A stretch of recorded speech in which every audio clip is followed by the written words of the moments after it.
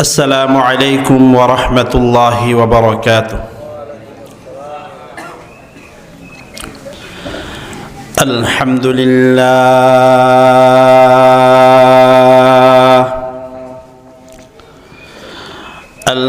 لله وكفى وسلام على عباده الذين اصطفى.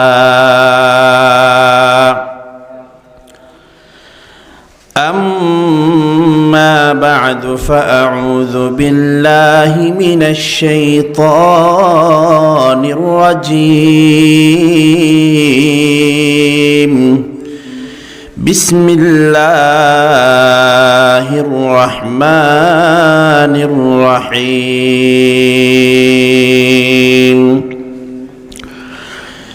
إنما المؤمنون الذين إذا ذكر الله وجلت قلوبهم وإذا تليت عليهم آياته زادتهم إيمانا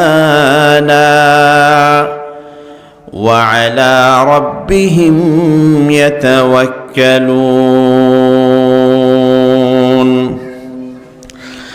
الذين يقيمون الصلاة ومما رزقناهم ينفقون أولئك هم المؤمنون حقا لهم درجات عند ربهم ومغفرة ورزق كريم. صدق الله مولانا العظيم وصدق رسوله النبي الكريم. ونحن على ذلك لمن الشاهدين والشاكرين والحمد لله رب العالمين.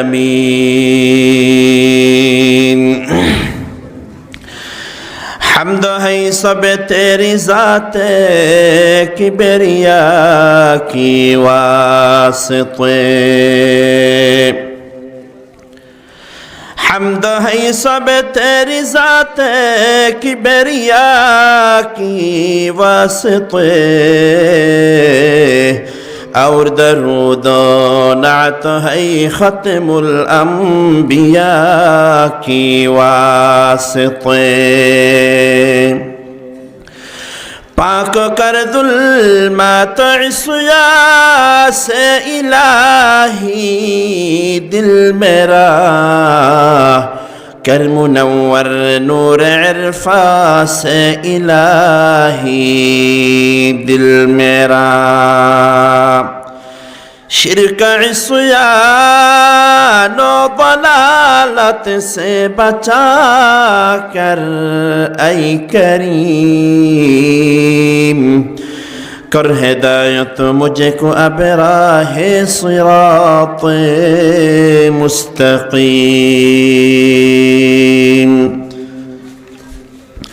سبحانك لا علم لنا إلا ما علمتنا إنك أنت العليم الحكيم. الحمد لله. ঐতিহ্যবাহী পূর্ব খরুলিয়া নয়াপাড়া ইসলামী ঐক্য সংগঠনের উদ্যোগে আয়োজিত আজকের অষ্টম ইসলামী সম্মেলনের অত্র অধিবেশনের সম্মানিত সভাপতি কক্সবাজার জেলার ঐতিহ্যবাহী দ্বীনি শিক্ষা প্রতিষ্ঠান আল জামিয়া চাকমারকুল মাদ্রাসার জামিয়া ইসলামিয়া চাকমারকুল মাদ্রাসার সম্মানিত প্রধান পরিচালক জনাব হযরত মাওলানা সিরাজুল হক সিদ্দার সাহেব দামাত বরকাতুহুল আলিয়া, উপস্থিত আছেন অন্যান্য উলামায়ে কেরাম, মুরব্বিয়ানে আযম, যুবক যুবক ভাইয়েরা, পর্দার অন্তরালে সম্মানিতা শ্রদ্ধেয়া মা ও বোনেরা। সর্বপ্রথম মহান রব্বুল আলামিনের শাহী দরবারে শুকরিয়া আদায় করি যে মহান রব্বুল আলামিন আমাকে আপনাকে এই এলাকার অসংখ্য মুসলমান থেকে বাছাই করে কোরআনের মাহফিলে আসার জন্য বসার জন্য তৌফিক দিয়েছেন। এজন্য আমরা সবাই জবান খুলে শুকরিয়া আদায় করে বলি আলহামদুলিল্লাহ। এই এলাকার মধ্যে আপনারা ছাড়া আরো অসংখ্য মুসলমান পুরুষ আছেন নাকি নাই বলেন? নাই মনে হয়, আপনাদের আওয়াজ শুনে মনে হচ্ছে না আছে। এই মাহফিলের আলোচনাগুলো ওনাদের জন্য দরকার আছে নাকি নাই? আমরা মাহফিলের শুরুতে দোয়া করি আল্লাহ তাআলা যেন যত মুসলমানের কানে মাইকের আওয়াজ যাচ্ছে আল্লাহ তাআলা সবাইকে কোরআনের মাহফিলে, দ্বীনের এই মাহফিলে এসে বসার তৌফিক দান করেন, বলেন আমিন। আলহামদুলিল্লাহ, অনেক বড় বড় উলামায়ে কেরামরা বয়ান করেছেন। এ পর্যন্ত যা বয়ান হয়েছে, আমি অল্প সময় যা আলোচনা করব, আল্লাহ তাআলা যেন আমাদের সবাইকে সব বিষয়ের উপর আমল করার তৌফিক দান করেন, জবান খুলে বলেন আমিন। আমি আপনাদের সামনে কোরআনুল কারীমের সূরাতুল আনফালের 3টা আয়াত তিলাওয়াত করেছি। এই আয়াতের মধ্যে আল্লাহ তাআলা দুনিয়াতে যারা মুমিন হবে, ইমানদার হবে, মুমিনের 5টি গুণ আল্লাহ তুলে ধরেছেন এবং আল্লাহ তাআলা জানিয়ে দিয়েছেন এই 5টি গুণ যাদের ভিতরে থাকবে আমি আল্লাহ তাদেরকে দুনিয়া এবং আখিরাতে 3টা মহামূল্যবান নিয়ামত এবং পুরস্কার দান করব, বলেন সুবহানাল্লাহ। 5টা গুণ বর্ণনা করার আগে যেই 3টা পুরস্কার আল্লাহ তাআলা দেওয়ার ওয়াদা করেছেন ওই 3টা পুরস্কারগুলো আগে শুনবো। আল্লাহ তাআলা বলেন, উলাইকা হুমুল মুমিনুনা হাক্কান। আল্লাহ তাআলা ডাক দিয়ে বলেন, আমি আল্লাহ যে 5টা গুণ তোমাদের সামনে বর্ণনা করেছি এই 5টা গুণ যাদের ভিতরে পাওয়া যাবে, 5 গুণ বিশিষ্ট ইমানদার যারা হবে, আমি আল্লাহ দুনিয়ার জমিনে সার্টিফিকেট দিয়ে দিলাম এই 5 গুণ বিশিষ্ট ইমানদাররা হলো দুনিয়ার জমিনে নির্ভেজাল এবং 1 নাম্বার খাঁটি ইমানদার, বলেন সুবহানাল্লাহ। আর যদি বান্দা দুনিয়ার জমিনে 1 নাম্বার নির্ভেজাল ইমানদার হতে পারো, আমি আল্লাহ তাআলা জানিয়ে দিলাম তোমার জন্য 1টা নয়, 2টা নয়, 3টা মহামূল্যবান পুরস্কার, মহামূল্যবান নিয়ামত আমি আল্লাহ তোমাদেরকে দান করে দেব। আল্লাহ তাআলা 1 নম্বরে পুরস্কারের ঘোষণা করেছেন লাহুম দারাজাতুন ইনদা রাব্বিহিম। 1 নম্বরে আল্লাহ তাআলা বলেন, বান্দা 5টা গুণ অর্জন করবা, তোমাদেরকে দুনিয়া এবং আখিরাতে আমি আল্লাহ এমন বেশি সম্মান দান করব, দুনিয়ার মানুষ লাখ কোটি টাকা খরচ করেও সেই সম্মান কখনো অর্জন করতে পারবে না, বলেন না সুবহানাল্লাহ। ও খরুলিয়ার মুসলমান ভাইয়েরা, সম্মান হলো আল্লাহ প্রদত্ত একটা বড় নিয়ামত। দুনিয়ার জমিনে মানুষদেরকে দেখবেন লাখ লাখ টাকা নয়, কোটি কোটি টাকা খরচ করে সম্মানের মালিক হতে চায়। বান্দা কোটি টাকা খরচ করে মেম্বার হয়েছে, চেয়ারম্যান হয়েছে, এমপি হয়েছে, মন্ত্রী হয়েছে, দুনিয়ার মধ্যে সম্মানের চেয়ারে বসেছে। কিন্তু ভালো করে স্মরণ রাখবেন, দুনিয়ার মধ্যে টাকা দিয়ে যে সম্মান কিনা যায় এই সম্মান চিরস্থায়ী হয় না। আপনি আজকে ক্ষমতার চেয়ারে আছেন তো আপনার সম্মান আছে, ক্ষমতার চেয়ার থেকে যেদিন আপনি চলে যাবেন ওই দিন দুনিয়ার জমিনে আপনার বিন্দু পরিমাণ আর সম্মান অবশিষ্ট থাকবে না, ঠিক না বলেন? গত 15টা বছর ধরে যারা বাংলার জমিনে ক্ষমতার মধ্যে ছিল, 1 বছর নয়, 2 বছর নয়, 15টা বছর ধরে বাংলার মুসলমানদের উপর, বাংলার মানুষদের উপর যারা জুলুম করেছে, নির্যাতন করেছিল, এরা তো মনে মনে স্বপ্ন দেখেছিল আমরা কোনোদিন ক্ষমতার থেকে আমাদেরকে কেউ নামাইতে পারবে না। তারাও তো স্বপ্নে দেখেছিল 2041 সন পর্যন্ত তারা বাংলাদেশটা চালাইবে, ঠিক কিনা বলেন?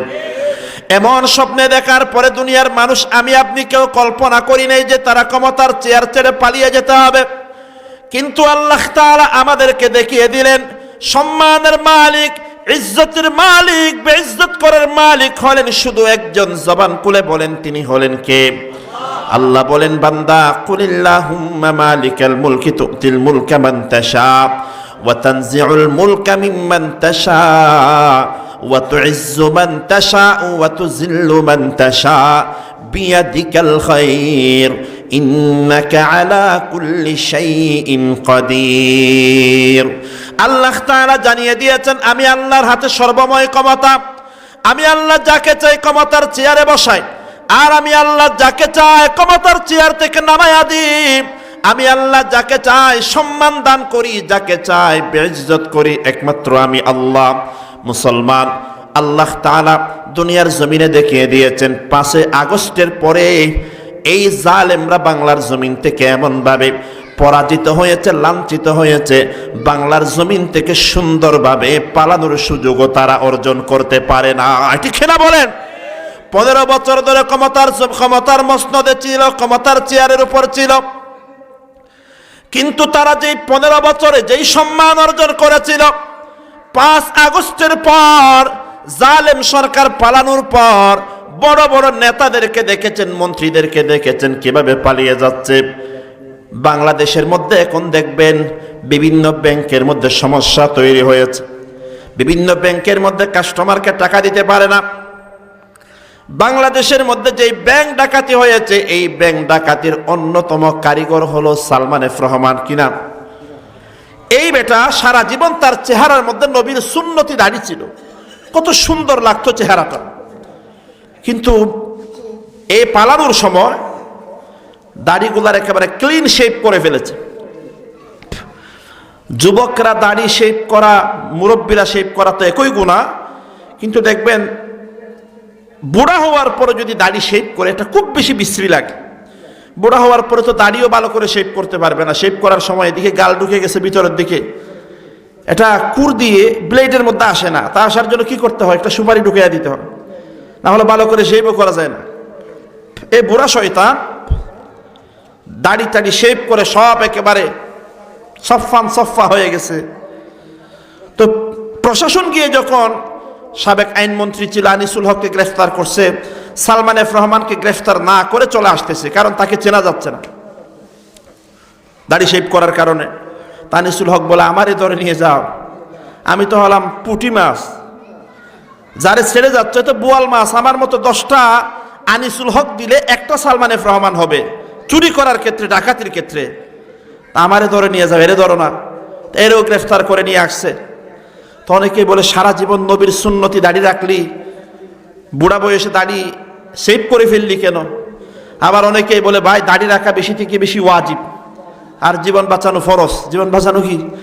এ চিন্তা করছে আগে জীবন বাঁচাই কোনো রকমে, কিন্তু এর জীবনও বাঁচাইতে পারে নাই। এর দুনিয়াও শেষ, সম্মান যা ছিল তাও শেষ, দুনিয়াতেও চরমভাবে বেইজ্জত হয়েছেন। আর মানুষদেরকে কষ্ট দেওয়ার কারণে পরকালেও হয়তো আল্লাহ বেইজ্জত করতে পারেন। বলেন নাউজুবিল্লাহ। তাহলে আল্লাহ তাআলা বললেন দুনিয়ার জমিনে তুমি টাকার মাধ্যমে সম্মানের ইজ্জতের মালিক হতে পারবা না। আমি আল্লাহ জানিয়ে দিলাম বান্দা 5টা গুণ অর্জন করে নাও, আমি আল্লাহ তোমাদেরকে দুনিয়াতে এমন সম্মান দেব, পরকালে এমন সম্মান দেব, দুনিয়ার এমপি মন্ত্রীরা 1000 কোটি টাকা খরচ করেও তোমার সেই সম্মান অর্জন করতে পারবে না। সুবহানাল্লাহ। এরপর আল্লাহ তাআলা 2 নম্বরে বললেন, 2 নম্বর পুরস্কার আমি আল্লাহ কি দেব জানেন? ওয়া মাগফিরা। আমি আল্লাহ ওয়াদা করলাম 5টা গুণ অর্জন করে নাও, আমি আল্লাহ তোমাদের জীবনের সমস্ত গুনাহ খাতাগুলো মাফ করে দেব। সুবহানাল্লাহ বলেন না। দুনিয়াতে 2 প্রকার মানুষ আছে। এক প্রকার মানুষকে বলা হয় নাস্তিক, যারা পরকাল বিশ্বাস করে না, যারা বলে খাও দাও ফুর্তি করো, পৃথিবীটাই শেষ, মরার পরে দ্বিতীয়বার জীবিত হওয়া তারা বিশ্বাস করে না। আরেক প্রকার মানুষ আছে আস্তিক, যারা বিশ্বাস করে দুনিয়ার জগৎ শেষ না, দুনিয়ার পরে পরকাল নামে আরেকটা অনাদি অনন্তকালের জীবন আছে। এই জীবনের কথা মুসলমানরা যেমন বিশ্বাস করে, হিন্দুরাও বিশ্বাস করে। তার একটা প্রমাণ আমি আপনাদের সামনে দেই। আপনাদের পাশে যে হিন্দু ভাই বোনেরা আছে, বলেন হিন্দু ভাই বোনেরা তাদের মা বাবাকে মোহাব্বত করে কি করে না? আওয়াজ দিয়ে বলেন। আমরা যেমন আমাদের মা বাবাকে মোহাব্বত করি, হিন্দুরাও তাদের মা বাবাকে মোহাব্বত বা ভালোবাসে। তাদের অন্তর আছে না কি নেই? কারণ মা বাবাকে ভালোবাসা এটা তো একটা মানবিক চাহিদা, মানুষের সৃষ্টির ভিতর আল্লাহ দিয়ে দিয়েছেন। কিন্তু হিন্দুদেরকে দেখবেন তাদের মা বাবা আত্মীয় স্বজন মারা যাওয়ার পরে মুসলমানদের মতো তাদের মৃতদেরকে কবরে দাফন করে নাকি আগুন দিয়ে জ্বালিয়ে ফেলে। আগুন দিয়ে জ্বালিয়ে ফেলে। এখন আপনি আগামীকাল কোনো শিক্ষিত হিন্দুরে জিজ্ঞেস করে দেখবেন, ও হিন্দু, তোমার মা মারা গেল, তোমার বাবা মারা গেল, সারা জীবন তাদেরকে এত মুহাব্বত করতে ভালোবাসতাম, তোমার মা বাবা মারা যাওয়ার পর তাদেরকে তুমি কেমনে নিজের হাতে আগুনের মধ্যে জ্বালিয়ে ফেললাম? জ্বালানোর সময় তোমার মনে কি সামান্য পরিমাণ ব্যথা লাগে নাই? তুমি এত বড় পাষণ্ড কেমনে হয়ে গেলাম? নিজের হাতে মা বাবাকে কেমনে আগুনের মধ্যে জ্বালিয়ে ফেললাম? ও মুসলমান, এই প্রশ্ন যদি আপনি কোনো হিন্দুরে করেন, ওই হিন্দু আপনার উত্তর দিবে, ভাই আমার অন্তরে যে মা বাবার প্রতি মুহাব্বত আর ভালোবাসা আছে, এটার প্রমাণ হলো যে মা বাবাকে জ্বালিয়ে দিয়েছি। এটা মা বাবাকে জ্বালিয়ে দিয়েছে, এটা কেমন ভালোবাসার প্রমাণ? তখন হিন্দু আপনাকে বলবে, আমাদের হিন্দুদের আকীদা হলো, বিশ্বাস হলো, কোনো জিনিসকে যখন আগুনের মধ্যে পোড়ানো হয়, পোড়ানোর কারণে ওই জিনিসটা পবিত্র হয়ে যায়।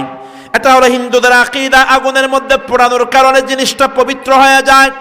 এজন্য দেখবেন কোন হিন্দু ভাই যখন সকালবেলা দোকান খুলে, দোকান খোলার পর একটা আগুন জ্বালায়া, মোমবাতি জ্বালায়া, চেরাগ জ্বালায়া ওই আগুনের ধোঁয়াটা সারা দোকানের মধ্যে চড়ায়া দেয়। কারণ তারা বিশ্বাস করে, আমার আগুনের ধোঁয়া যখন সারা দোকানের মধ্যে চড়াইয়া দেব, আমার দোকানটা পবিত্র হয়ে যাবে, আমার দোকানের মধ্যে বরকত হবে।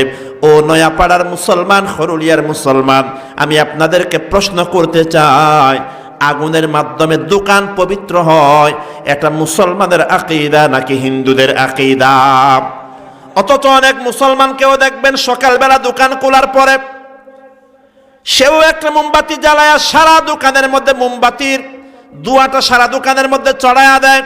ও মুসলমান ব্যবসায়ী ভাই, আগুনের মাধ্যমে দোকান পবিত্র হয়, আগুনের মাধ্যমে জিনিস পবিত্র হয়, এটা তো মুসলমানের আকীদা না, এটা তো হলো হিন্দুদের আকীদা।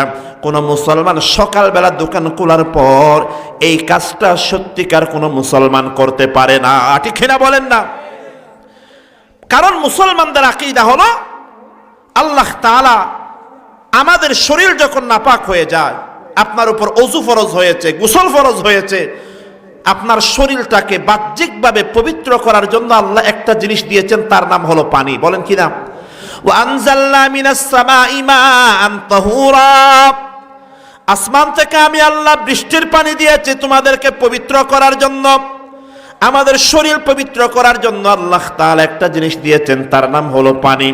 আর যদি পানি পাওয়া না যায়, ফাইল্লাম তাজিদু মাআন ফাতায়াম্মামু সাঈদান তাইয়্যিবা, যদি পানি পাওয়া না যায়, পানির বিকল্প হিসেবে আল্লাহ তাআলা 2 নম্বরে যেটা দিয়েছেন তার নাম হলো মাটি। বলেন কি? মাটি দিয়ে তায়াম্মুম করা।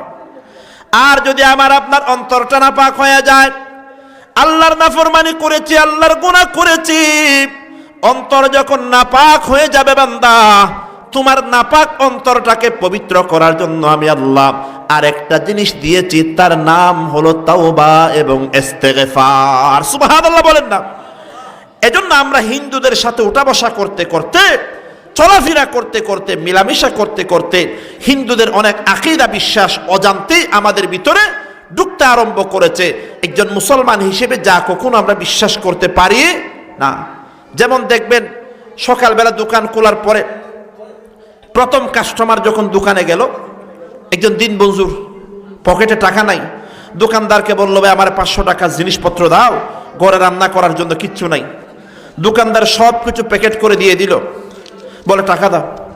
বেচারা বলে, আমার পকেটে এখন টাকা নাই, আমি সন্ধ্যাবেলা টাকা ইনকাম করে আসার সময় তোমার 500 টাকা দিয়ে ফেলবো। দোকানদার বলে, না না না, তুমি আমার আজকের দিনের প্রথম কাস্টমার, লক্ষ্মী কাস্টমার, তোমাকে যদি আমি বাকি দিয়ে ফেলি, আমার তো সারাটা দিন বাকির উপর যাবে, আমার সারাদিন ব্যবসার মধ্যে লস হবে। এই কথা বলে প্রথম কাস্টমারকে বাকি না দেওয়ার একটা সিস্টেম আমাদের দেশে চালু আছে নাকি নেই? কারণ ওই ব্যবসায়ী মনে করে প্রথম কাস্টমারকে বাকি দিলে সারাটা দিন বাকি যাবে, সারাদিন আমার ব্যবসার মধ্যে লস হবে। ও হরুলিয়ার মুসলমান, আমি আপনাদেরকে প্রশ্ন করতে চাই, আমার ব্যবসার মধ্যে লাভ দিতে পারেন, লস দিতে পারেন শুধুমাত্র একজন, তিনি হলেন কে? আমরা তো আমাদের ঈমানে মুফাসসালের মধ্যে পড়েছিলাম, ওয়াত তাকদীরি খাইরিহি ওয়া শাররিহি মিনাল্লাহ, আমার কপালে ভালো মন্দ যা কিছু হয় সব কিছু হয় একজনের পক্ষ থেকে, তিনি হলেন কে? লা মানাফিআ ওয়ালা দাররা ইল্লাল্লাহ। দুনিয়ার সব মানুষ মিলে যদি আমার ক্ষতি করতে চায়, আমার আল্লাহ যদি আমার লাভ করতে চায়, দুনিয়ার সব মানুষ মিলে আমার বিন্দু পরিমাণ ক্ষতি করতে পারবে না। ঠিক না বলেন না? এজন্য এগুলো মুসলমানের আকীদা না। মুসলমান তো বিশ্বাস করবে আমি দোকান খোলার পরে আল্লাহর নামে ব্যবসা বাণিজ্য আরম্ভ করব, আমার ব্যবসার মধ্যে লাভ দিয়ে দিবেন কে? বরকত দান করবেন কে? তাহলে হিন্দুদের আকীদা হলো আগুনের মধ্যে পোড়ালে পবিত্র হয়ে যায়। এজন্য হিন্দুরা তাদের মা বাবাকে আগুনের মধ্যে জ্বালিয়ে ফেলে কেন জানেন? কারণ তারা মনে করে আমার মা বাবা দুনিয়াতে অনেক পাপ করেছে, গুনাহ করেছে, নাফরমানি করেছে, আমার মা বাবা যদি ওই নাফরমানি নিয়ে যদি তাদের বিশ্বাস অনুযায়ী তাদের খোদার কাছে যায়, নাফরমানির কারণে মা বাবাকে নরকে যেতে হবে। এখন তারা মনে করেছে আগুনের মধ্যে যখন জ্বালিয়ে ফেলা হবে মা বাবার জীবনের সব পাপগুলা মোচন হয়ে যাবে, মাফ হয়ে যাবে, তাদের ঈশ্বরের কাছে যাওয়ার পর সরাসরি স্বর্গের মধ্যে চলে যেতে পারবে। নাউজুবিল্লাহ বলেন। তাহলে বলেন হিন্দুদের অন্তরেও টেনশন, গুনার টেনশন আছে না নাকি নাই? আছে। আর ইমানদারের অন্তরে তো টেনশন অবশ্যই আছে। আল্লাহ তাআলা জানিয়ে দিলেন, ও বান্দা টেনশন করবি না, 5টা গুণ অর্জন করে নে। আমি আল্লাহ ওয়াদা করলাম শুধুমাত্র তোর জীবনের গুনাহগুলো মাফ করে দেব তা না, বরং আমি আল্লাহ আরো অ্যাডভান্স জানিয়ে দিলাম, ইল্লা মান তাবা ওয়া আমানা ওয়া আমিলা সালিহান ফাউলাইকা ইউবাদদিলুল্লাহু সাইয়্যাতিহিম হাসানাত। আল্লাহ বলেন বান্দা শুধু গুনাহ মাফ করব তা না, তুমি যদি 5টা গুণ অর্জন করতে পারো, ঈমান আনতে পারো, তাওবা করো, তোমার জীবনের সমস্ত গুনাহগুলোকে আমি আল্লাহ সওয়াব দিয়ে পরিবর্তন করে দেব। বলেন না সুবহানাল্লাহ। 3 নাম্বার পুরস্কার আল্লাহ বলেন ওয়া আজরুন কারীম ওয়া রিজকুন কারীম। বান্দারে 5টা গুণ অর্জন করে নাও, আমি আল্লাহ তোমাকে 3 নাম্বার পুরস্কার দেব। দুনিয়াতেও সম্মানজনক রিজিকের ব্যবস্থা করব, পরকালেও সম্মানজনক রিজিকের ব্যবস্থা করার ওয়াদা করেছেন কে? তাহলে বলেন 3টা পুরস্কার আল্লাহ তাআলা দিবেন, কয়টা গুণ অর্জন করলে ভাই? 5টা। বলেন কয়টা? 5টা গুণের মধ্যে 1 নাম্বার গুণ আল্লাহ বলেন ইন্নামাল মুমিনুনাল্লাযীনা ইযা যুকিরা। একটু পূর্ব সাইডে আমি ওই জায়গার মধ্যে গিয়ে শুনলাম ওই এলাকার মধ্যে 10-15 বছর আগেও একটাও খ্রিস্টান ছিল না, কিন্তু বড় আফসোস, শত আফসোস ও মুসলমান যে 10-15 বছর আগে যেখানে একটাও খ্রিস্টান ছিল না, ওই এলাকার মধ্যে এখন খ্রিস্টানদের নামে আলাদা গ্রাম তৈরি হয়ে গেছে। বড় করে বলেন না নাউজুবিল্লাহ। এই যে আমাদের পার্শ্ববর্তী এলাকায় উকিয়ার মধ্যে রোহিঙ্গারা আসলো, 6-7 বছর আগে রোহিঙ্গারা বাংলার জমিনে আসার একমাত্র কারণ হলো তাদের ঈমানের হেফাজত করা, ঈমানটা টিকিয়ে রাখা। কিন্তু বড় আফসোসের বিষয়, আমরা নির্ভরযোগ্য সূত্রে জানতে পেরেছি ক্যাম্পের মধ্যে অসংখ্য রোহিঙ্গা ফ্যামিলি এমন আছে, শত শত নয়, হাজার হাজার রোহিঙ্গারা নাকি টাকার লোভের মধ্যে পড়ে অভাবের কারণে ঈমান বিক্রি করে দিয়ে খ্রিস্টান হয়ে যাচ্ছে। নাউজুবিল্লাহ বলেন না। আমি আপনি বসে আছি, গাফেল হয়ে বসে আছি, আর বেঈমানরা তাদের কাজ করে যাচ্ছে, আমাদের কোনো খবর না। আল্লাহর পয়গম্বরের জন্য বলেন অনেক সময় দারিদ্রতা মানুষকে কুফরি পর্যন্ত নিয়ে যায়। ওই মহিলা কিফিলের প্রস্তাবে রাজি হয়ে গেল, মহিলা কর্জ নিয়ে লোন নিয়ে চলে গেল। চলে যাওয়ার পর কর্জ পরিশোধ করার সময় যখন আসলো, ও মুসলমান, ওই মহিলা যখন কিফিলের দরবারে আসলেন, কিফিল বলল মহিলা টাকা ফেরত দাও। মহিলা বললেন কিফিল আমি তো টাকার ব্যবস্থা করতে পারি নাই। তখন কিফিল বলল তাহলে তুমি মহিলা, আমি কিফিলের সাথে জিনা করার জন্য প্রস্তুত হয়ে যাও। নাউজুবিল্লাহ বলেন না। এরপরে কিফিল গিয়ে ঘরের দরজা জানালা বন্ধ করে দিতে লাগলো। আল্লাহর পয়গম্বর বলেন কিফিল যখন দরজা জানালা বন্ধ করতে লাগলো, ওই মহিলার দরজার ঘরের এক কোণার মধ্যে দাঁড়ায়া জোর জোর করে কান্না আরম্ভ করে দিয়েছে। কিফিল অবাক হয়ে বলল মহিলা কি ব্যাপার? আমি তো তোমাকে জিনা করার জন্য বাধ্য করি নাই, চাপ দেই নাই, তুমি তারপরেও কেন কান্না করো? ওই মহিলা ডাক দিয়ে বললেন, হো কিফিল, আজকে তুমি আমাকে যে গুনাহ করার জন্য বাধ্য করেছো, এটা এমন একটা জঘন্য গুনাহ আমি মহিলার জন্মের পর থেকে কোনোদিনও জেনা ব্যভিচার করি নাই। আমার মনে প্রচন্ড ভয় হয়, এই গুনাহ করার পরে যদি আমার মরণ হয়, কাল কিয়ামতের ময়দানে আমাকে জেনাকুর ব্যভিচারদের কাতারে আল্লাহর আদালতে আসামির কাঠগড়ায় দাঁড়ানো লাগবে। বলেন নাউজুবিল্লাহ। ও কিফিল, এটা স্মরণ হওয়ার কারণে আমি কান্না আরম্ভ করেছি। এই কথা বলার পর কিফিল একটা বড় প্রচন্ড ধাক্কা খেল। কিফিল মনে মনে চিন্তা করতে লাগলো, আল্লাহ, এই মহিলাটা এত অভাবের মধ্যে আছে, দুনিয়াতে জীবনেও কোনোদিন সুখের মুখ মহিলাটা দেখতে পায় না। এত অভাবের মধ্যে থাকার পরেও মহিলা কোনোদিন আল্লাহর নাফরমানি করলো না। আর আমি কিফিল কত বড় নাফরমান, আর আমি কিফিল কত বড় নিমক হারাম।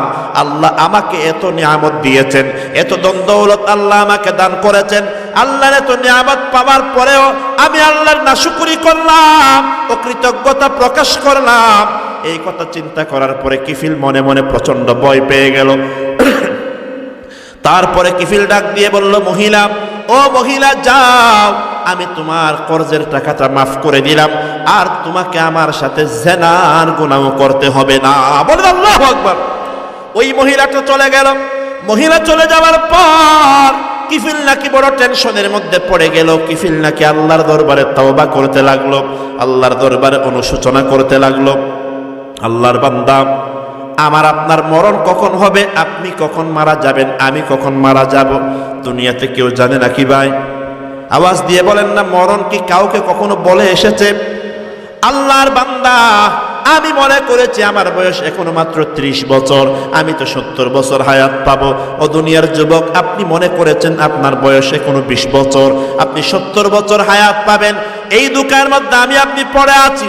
ওই কিফিল ওই রাত্রে এমন ভাবে কান্না আরম্ভ করে দিলেন, ওই রাতেই কিফিলের কাছে আজরাইল চলে আসলো। ওই রাতেই নাকি কিফিলের মরণ হয়ে গেল, কিফিল মারা গেল। এখন আমাদের দেশে দেখবেন, কোন মানুষ যখন মারা যায়, ভালো মানুষ মারা গেলে পুরা এলাকার মধ্যে কান্নার রুল পড়ে যায়, সমস্ত মানুষের চেহারা কালো হয়ে যায় যে ভালো আল্লাহর ওলিটা মারা গেছে। আর যদি কোনো শয়তান প্রকৃতির মানুষ মারা যায়, দাজ্জাল টাইপের মানুষ, এলাকার মানুষ সবাই মনে মনে খুশি হয়ে যায়, বলে দাজ্জালটা মারা গেছে, ভালোই হয়েছে, একটা মুসিবত দূর হয়েছে।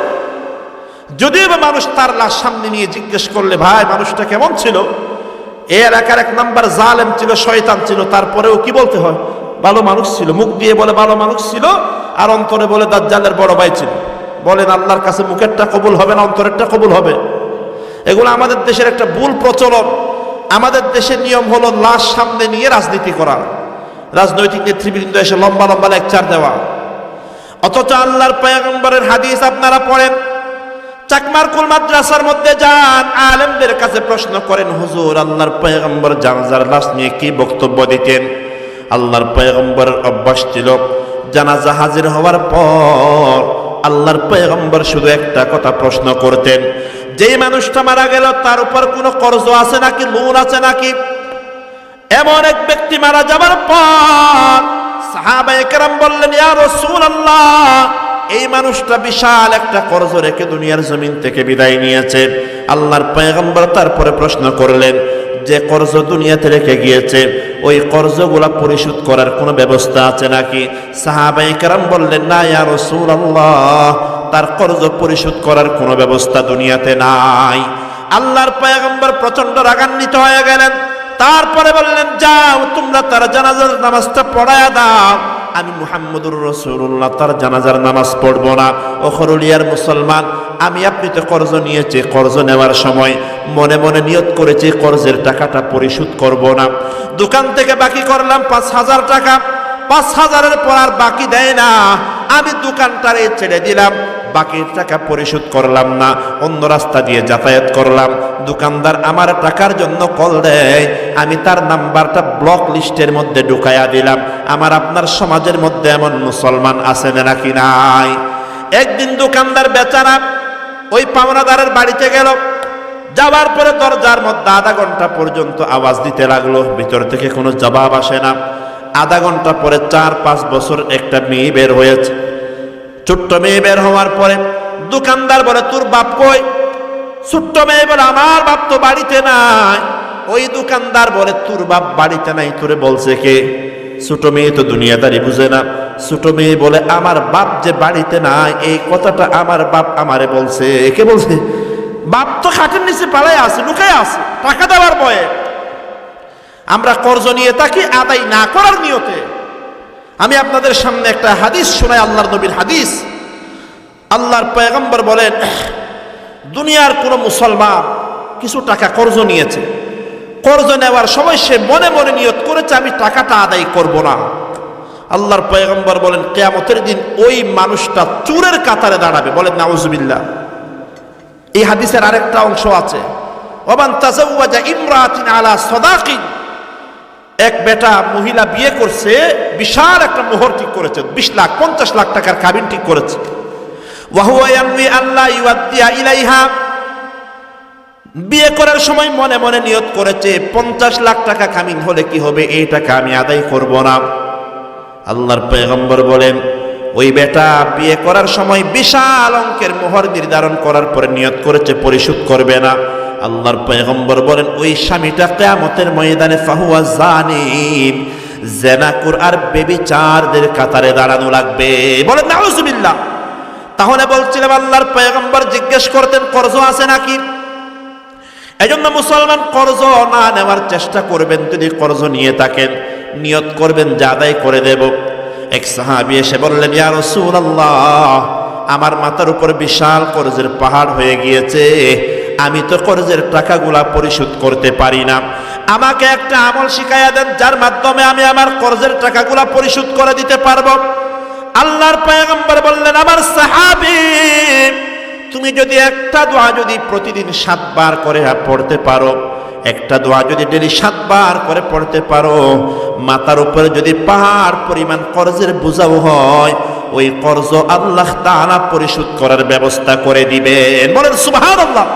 ওই দোয়াটা হলো, আল্লাহুম্মা কফিনি বিহালালিকা আন হারামিক ওয়া আগনিনি বিফদলিকা আম্মান সিওয়াক। আল্লাহুম্মা কফিনি বিহালালিকা আন হারামিক ওয়া আগনিনি বিফদলিকা আম্মান সিওয়াক। বলছিলাম কিফিলের কথা। মারা গেল, এলাকার মানুষ খুশি হয়ে গেল, বলে জালেমটা মারা গেছে, ভালোই হয়েছে। কয়েকজন মানুষ কিফিলের বাড়িতে গেল তার গোসল দেওয়ার জন্য, কাফন দাফন করার জন্য। কয়েকটা মানুষ তার বাড়িতে যাওয়ার পরে দেখলো কিফিলের সদর দরজার মধ্যে বিশাল অক্ষরে একটা জিনিস লেখা আছে, ইন্নাল্লাহা ক্বাদ গাফারা লিল কিফিল। তার দরজার মধ্যে লেখা আছে। তারা দেখতে পারলো এই লেখাটা দুনিয়ার কোনো মানুষের হাতের লেখা না, এই লেখাটা আসমানের নূরের তৈরি ফেরেশতাদের লেখা। ফেরেশতারা কিফিলের দরজার মধ্যে লিখে দিয়েছে, আল্লাহ তাআলা কিফিলের জীবনে যত গুনাহ খাতা ছিল সমস্ত গুনাহ খাতাগুলো আল্লাহ মাফ করে দিয়েছেন। বলেন সুবহানাল্লাহ। আল্লাহ তাআলা কিফিলের গুনাহগুলো মাফ করে দিয়েছেন। বলে কেন? ওই যে বলেছিলাম, ইদা যুকিরাল্লাহ ওয়াজিলাত কুলুবুহুম। কিফিল এমন একটা নির্জন জায়গার মধ্যে ছিল, গোপন জায়গার মধ্যে ছিল। কিফিল যদি ওই জায়গার মধ্যে গুনাহ করত, দুনিয়ার কেউ দেখতো না। বলেন, কিফিল গুনাহ করার সুযোগ থাকার পরেও গুনাহ করে নাই। ওই মহিলাকে একা পাওয়ার পরেও জিনা ব্যভিচার করে নাই, একমাত্র কার বয়ে? আর আওয়াজ দিয়ে বলেন না, কার বয়ে? আল্লাহর কাছে এই আমলটা পছন্দ হয়ে গেছে, যার কারণে আল্লাহ তাআলা একটা আমলের বিনিময়ে এই কিফিলের মর্যাদা দুনিয়াতে 1000 কোটি গুণ বাড়িয়ে দিয়েছেন। বলেন সুবহানাল্লাহ। সবাই একটু মুহাব্বত নিয়ে বলেন লা ইলাহা, জোরে লা ইলাহা। আপনাদের রামো থেকে জিকির বড় আওয়াজ দিয়ে করা কবিরা গুনাহ, সগীরা গুনাহ নাকি? রাস্তার মধ্যে পুলিশ দাঁড়িয়ে আছে, আপনাদের জিকিরের আওয়াজ রাস্তায় গেলে পুলিশ কি আপনাদের গ্রেফতার করবে? ভাই আওয়াজ দিয়ে বলেন, ইমানদারের জিকিরের আওয়াজ ছোট হয় না বড় হয়? ইমানদার কি শিয়ালের জাতি না সিংহের জাতি?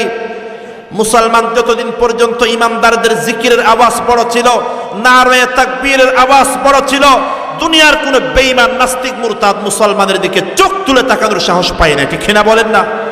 আর আজকে আমাদের ইমানের আওয়াজ কমজোর হয়ে গেছে, দুর্বল হয়ে গেছে, নারে তাকবীরের আওয়াজ দুর্বল হয়ে গেছে। এই জন্য দুনিয়ার বেঈমান নাস্তিক মুরতাদদের কাছে আমাদেরকে পদে পদে লাঞ্ছিত এবং পরাজিত হতে হচ্ছে। ঠিক না? আওয়াজ দিয়ে বলেন। এই জন্য একটু মুহাব্বত নিয়ে জিকির করি, লা ইলাহা ইল্লাল্লাহ, জোরে লা ইলাহা حسبي ربي جل الله ما في قلبي غير الله لا إله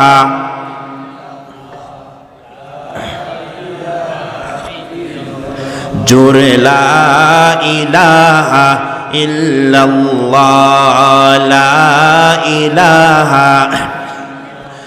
बता हमको तेरी राह किस तरफ है तेरी राह पर चला हमको खुदाया बुज़ुर्गी की नहीं हमको ज़रूरत गुलाम अपना बना हमको खुदाया ला इलाहा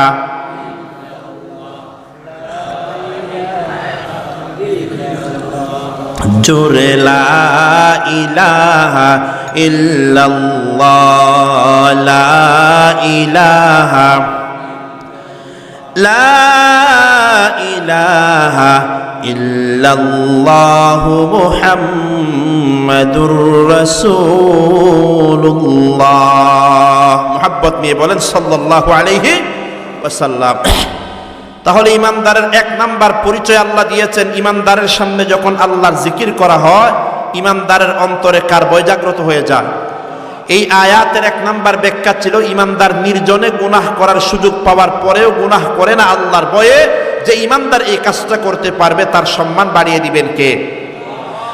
মুফাসসিরিনে কেরাম বলেন এই আয়াতের দুই নাম্বার ব্যাখ্যা হলো ইমানদারের সামনে আল্লাহর জিকির করার অর্থ কি জানেন? এখানে আল্লাহর জিকির থেকে উদ্দেশ্য হলো মসজিদের মাইক থেকে যখন আজান দেওয়া হয় ইমানদারের কানের মধ্যে যখন আজানের আওয়াজটা পড়ে যায় ইমানদার আজানের আওয়াজটা শোনার পর ইমানদারের অন্তরে আল্লাহর ভয় জাগ্রত হয়ে যায়। বলেন না সুবহানাল্লাহ। সাইয়্যিদুনা আমিরুল মুমিনিন শের খুদা আলী ইবনে আবি তালিব রাদিয়াল্লাহু তাআলা আনহুর জীবনের মধ্যে আছে হযরত আলী রাদিয়াল্লাহু তাআলা আনহু যখন প্রশাসনিক কাজকর্মের মধ্যে ব্যস্ত থাকতেন এমন সময় যখন হযরত আলী স্বাভাবিকভাবে কাজকর্মের মধ্যে ব্যস্ত আছেন এমন সময় হঠাৎ করে মুয়াজ্জিনের আজান যখন হযরত আলীর কানের মধ্যে পড়তো হযরত আলী রাদিয়াল্লাহু তাআলা আনহুর চেহারার রংটা পরিবর্তন হয়ে যেত। লোকেরা জিজ্ঞেস করলো ইয়া আমিরুল মুমিনিন আপনি এতক্ষণ স্বাভাবিক ছিলেন স্বাভাবিকভাবে প্রশাসনিক কাজকর্মের মধ্যে ব্যস্ত ছিলেন আজানের আওয়াজটা শোনার পর আপনার চেহারার মধ্যে পরিবর্তন চলে আসলো কারণটা কি? হযরত আলী রাদিয়াল্লাহু তাআলা আনহু বললেন ও দুনিয়ার মানুষ তোমরা কি জানো না মসজিদের মাইক থেকে যে আজানের আওয়াজটা শোনা যায় আমরা মনে করি এটা দুনিয়ার সাধারণ মুয়াজ্জিনের আওয়াজ কিন্তু আলী রাদিয়াল্লাহু তাআলা আনহু বলেন এটা তো আসলে মুয়াজ্জিনের আওয়াজ না এটা তো মুয়াজ্জিনের কণ্ঠ দিয়ে আমার রব্বুল আলামিন আমাদের রব আল্লাহ তাআলা আমাদেরকে মসজিদে যাওয়ার জন্য দাওয়াত দিচ্ছেন আমাদেরকে। বলেন না সুবহানাল্লাহ। মুসলমান খুব ভালো করে বুঝবেন আজান হলো এমন একটা শিআরে ইসলাম ইসলামের এমন একটা অন্যতম নিদর্শনের নাম হলো আজান। হাদিসের মধ্যে আছে আল্লাহর পয়গম্বর মুহাম্মদুর রাসূলুল্লাহ সাল্লাল্লাহু আলাইহি ওয়াসাল্লাম ইরশাদ করেন ইযা নুদিয়া লিস-সালাত যখন মসজিদের মাইক থেকে আজান দেওয়া হয় আদবারাশ শাইতানু লাহু যুরাতুন শয়তান আজানের আওয়াজটা শোনার পর পিছন দিক থেকে পা দিতে দিতে আজানের আওয়াজ শোনার পরে পালাইতে থাকে। বলেন সুবহানাল্লাহ। শয়তান যখন বলে পালাইতে থাকে শয়তান বড় আওয়াজ দিয়ে পাত দিয়ে দিয়ে পালাতে থাকে যেন আজানের আওয়াজটা না শুনে। আপনাদের এই মসজিদের আজানের আওয়াজ শোনার পর শয়তান যখন এদিকে পালাইতে আরম্ভ করলো বলেন ওই দিকে মসজিদ আছে নাকি নাই?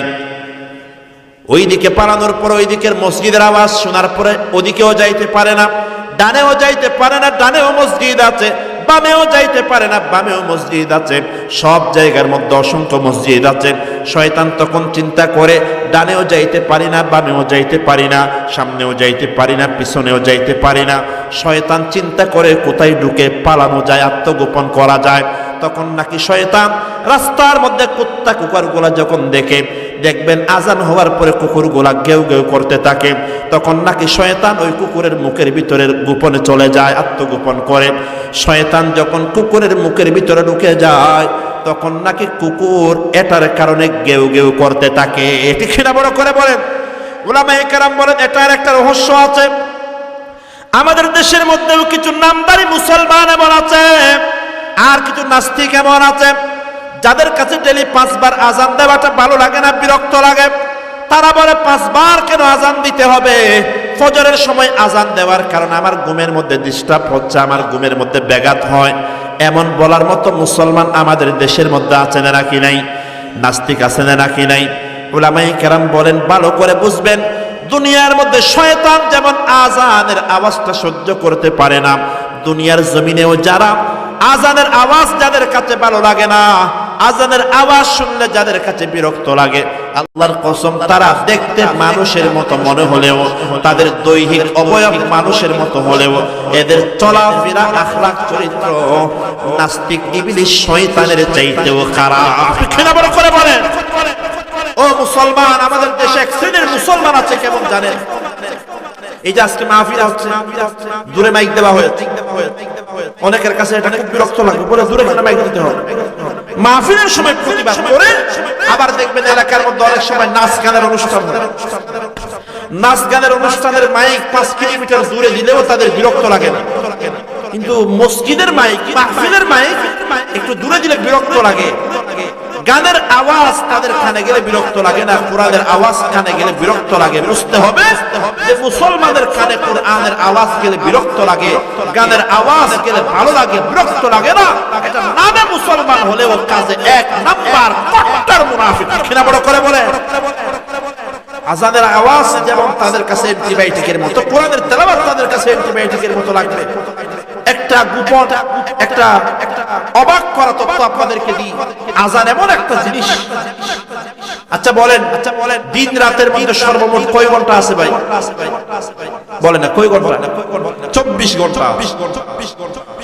গবেষণা করে দেখা গেছে 24 ঘন্টা যা আছে, পৃথিবীর 24 ঘন্টা সময়, এখন তো আমাদের দেশে কোনো আজান হচ্ছে না, এখন কোনো আজানের সময় আমাদের বাংলাদেশে না, কিন্তু উলামায়ে কেরাম গবেষণা করে দেখেছেন 24 ঘন্টার মধ্যে এমন একটা সেকেন্ড পাওয়া যাবে না যে 1 সেকেন্ডের মধ্যে দুনিয়ার কোনো না কোনো কোণার মধ্যে আজান দেওয়া হচ্ছে না। বলেন সুবহানাল্লাহ। এই সময়েও পৃথিবীর কোনো না কোনো কোণার মধ্যে আজান দেওয়া হচ্ছে। ও মুসলমান, আমি আপনাদেরকে একটা পরিসংখ্যান দিই। সকাল 5টা যখন হয়, যখন ফজরের আজানের সময় হয়ে যায়, সর্বপ্রথম পৃথিবীর বুকে আজান দেওয়া শুরু হয় ইন্দোনেশিয়ার জমিনে। পৃথিবীর পূর্ব দিকের দেশ হলো ইন্দোনেশিয়া, জাপান। সর্বপ্রথম ইন্দোনেশিয়ার জমিনে ফজরের আজান দেওয়া আরম্ভ হয়। 1.5 ঘন্টা পর্যন্ত ইন্দোনেশিয়ার জমিনে আজান চলতে থাকে। ইন্দোনেশিয়ার জমিনে ফজরের আজান সমাপ্ত হওয়ার আগে আগে মালয়েশিয়ার জমিনে ফজরের আজান আরম্ভ হয়ে যায়। মালয়েশিয়ার জমিনে ফজরের আজান চলতে চলতে মায়ানমারের মধ্যে ফজরের আজান আরম্ভ হয়ে যায়। মায়ানমারের মধ্যে ফজরের আজান সমাপ্ত হওয়ার আগে আগে আমাদের বাংলাদেশের মধ্যে ফজরের আজান আরম্ভ হয়ে যায়। আওয়াজ দিয়ে বলেন, বাংলাদেশের 64 জেলার মধ্যে কি একসাথে আজান হয় নাকি ভাই? আমরা অনেক সময় রাজশাহী তাবলীগের মধ্যে, চিল্লার মধ্যে গিয়েছিলাম, তখন দেখেছিলাম এখানে আমাদের এলাকার মধ্যে উখিয়ার মধ্যে রমজানের মধ্যে ইফতার করে ফেলেছে, ইফতার করে মাগরিবের নামাজ পড়ে ফেলেছে, তখন রাজশাহীতে ইফতারের সময় হয় না। মানে বুঝাইতে চাইলাম বাংলাদেশেও একসাথে আজান হয় না। আমাদের বাংলাদেশে ফজরের আজান আরম্ভ হয়, বাংলার জমিনে ফজরের আজান শেষ হওয়ার আগে আগে ভারতের জমিনে ফজরের আজান আরম্ভ হয়ে যায়। ভারতের জমিনে ফজরের আজান সমাপ্ত হওয়ার আগে আগে পাকিস্তানের জমিনে ফজরের আজান আরম্ভ হয়ে যায়। পাকিস্তান থেকে পশ্চিম দিকে যাইতে থাকে। মুসলমান, যে আজান ইন্দোনেশিয়ার জমিনে সকাল 5টার সময় আরম্ভ হয়েছিল, 9.5 ঘন্টা পর পৃথিবীর একেবারে পশ্চিম সীমান্ত আটলান্টিক মহাসাগর, ওই আটলান্টিক মহাসাগরের পাড়ে যাওয়ার পরে 9.5 ঘন্টা পর দুনিয়ার জমিনে ফজরের আজানের সমাপ্তি হয়। সুবহানাল্লাহ বলেন। আবার ফজরের আজান এখনো শেষ হয় নাই। ফজরের আজান আটলান্টিক মহাসাগরের পাড়ে এখনো ফজরের আজান চলতেছে। এমন এমন সময় ইন্দোনেশিয়ার জমিনে আবার জোহরের ওয়াক্ত আরম্ভ হয়ে যায়। ইন্দোনেশিয়ার জমিনে জোহরের আযান আরম্ভ হওয়ার পরে এমন ভাবে চলতে থাকে, তারপর আসর আরম্ভ হয়, মাগরিব আরম্ভ হয়, এশা আরম্ভ হয়। এমন ভাবে উলামায়ে কেরাম হিসাব করে দেখিয়েছেন পৃথিবীর 24 ঘন্টার মধ্যে কোন না কোন দেশের মধ্যে, কোন না কোন মহাদেশের মধ্যে আল্লাহ তাআলার বরত্বের ঘোষণা আযানটা 24 ঘন্টা প্রচার করা হচ্ছে। সুবহানাল্লাহ বলেন। আযান হলো এমন একটা ঘোষণা, নবী আলাইহিস সালাম 23 বছর জীবনে যে দাওয়াত দিয়েছেন, এই দাওয়াতের সারাংশ আল্লাহ তাআলা আযানের ভিতরে ঢুকিয়ে দিয়েছেন। এক নাম্বার আযানের মধ্যে বলা হচ্ছে আল্লাহু আকবার, আওয়াজ দিয়ে বলেন সবচাইতে বড় হলেন কে। দ্বিতীয় নম্বরে বলা হচ্ছে তাওহীদের কথা, আল্লাহ ছাড়া কোনো মাবুদ নাই।